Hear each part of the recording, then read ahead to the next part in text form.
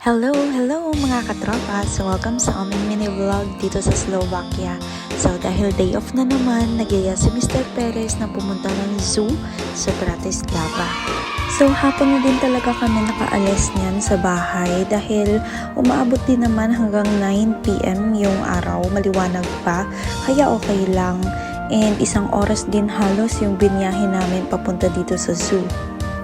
And mga katropa, so kahit katirikan ng araw dito no, hindi naman ganun kasakit sa balat kasi malamig din yung hangin. Kaya okay lang din talaga maglakad-lakad. At syempre, bago pa nga makarating sa entrance, sinamahan mo na ng unting keme, madami din mo ng stopover for taking photos and videos. Ito pala yung price list ng entrance nila. 10 euro per adult and then 7 euro sa kids from age 3 to 15 years old.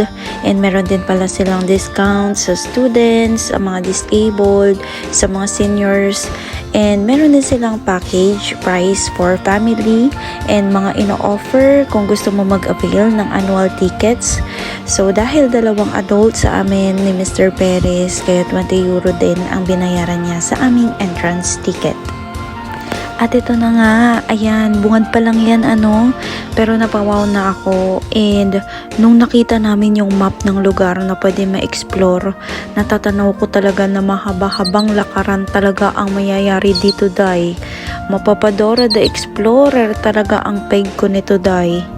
At ito na nga, unang bungad pa lang, nakita ko na ang mga friendship ko talaga na mga cutie nga naman.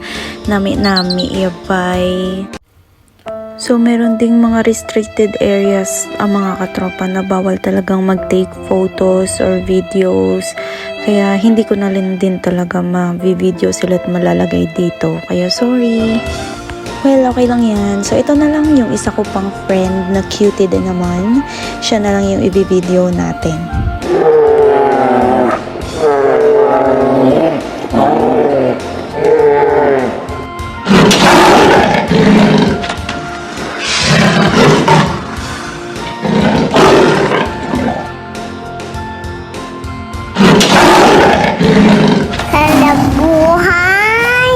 Patulog-tulog lang.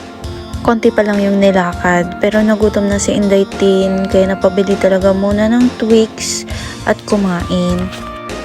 So ganda-ganda talaga ako sa place mga katropa, kaya hindi pwedeng wala akong mga pa-video entry no. Yung tipong feeling diwatang hinahanap si Tarzan. Wow naman! Wow! Wow!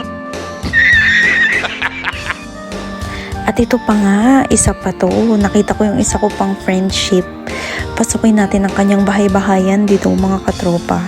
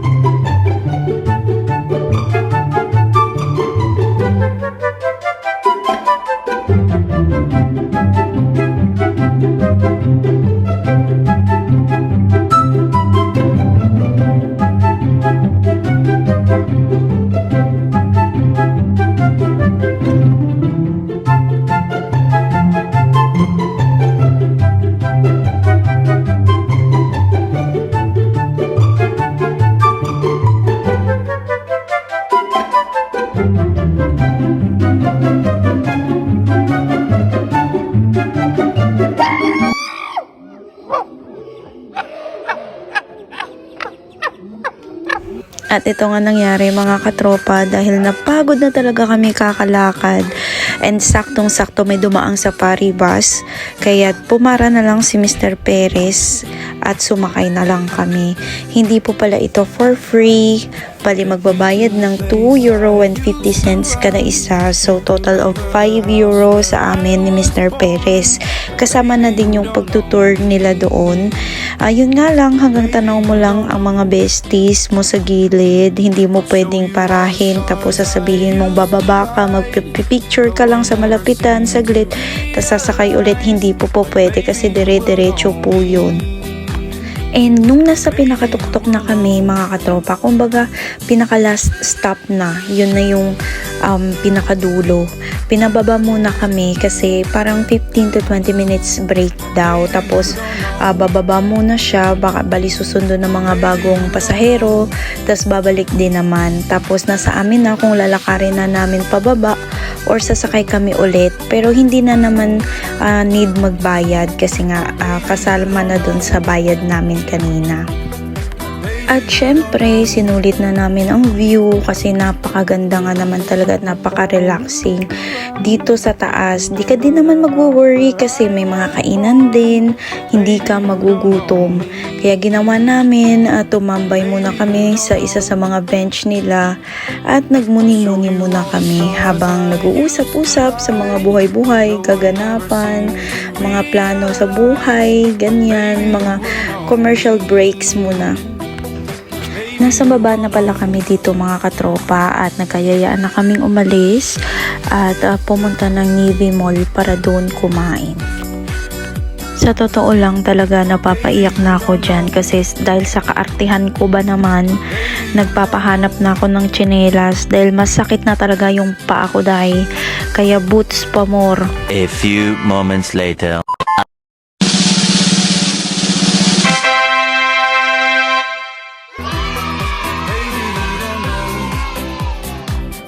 At ayun na nga mga katropa, so after ng success ng pagbili ng tsinelas, umakyat na kaming food court para maghanap ng makakain. Kaso dahil naman sa sobrang daming masasarap na makakainan, sa kakahanap pa lang kung alin ang mapipili halos nabusog na ako dahil. Ang mahirap pag nasa food court ka talaga ay yung mag-decide kung saan ka kakain.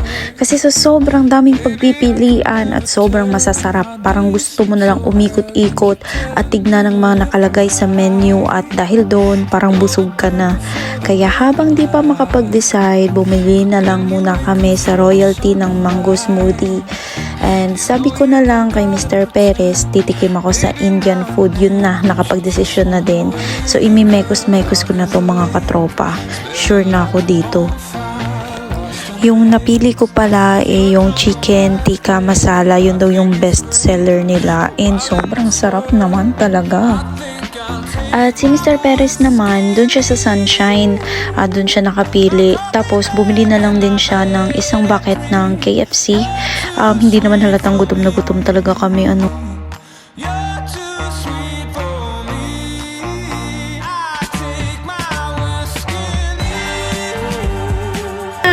8:45 na kami. Nakatapos. Kaya ito,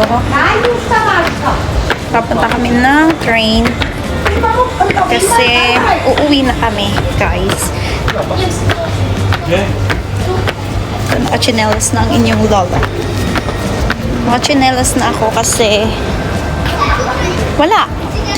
Napagod na ang aking paa sa boots. Pa-boots-boots ka pang nalalaman, Yan tuloy. Chinelas ka ngayon. Yan na nga, nag-aabang na kami ng train to Busan, train to Shala. Yan, tingnan nyo naman dyan mga katropa, mag-aalas 9 na ng gabi.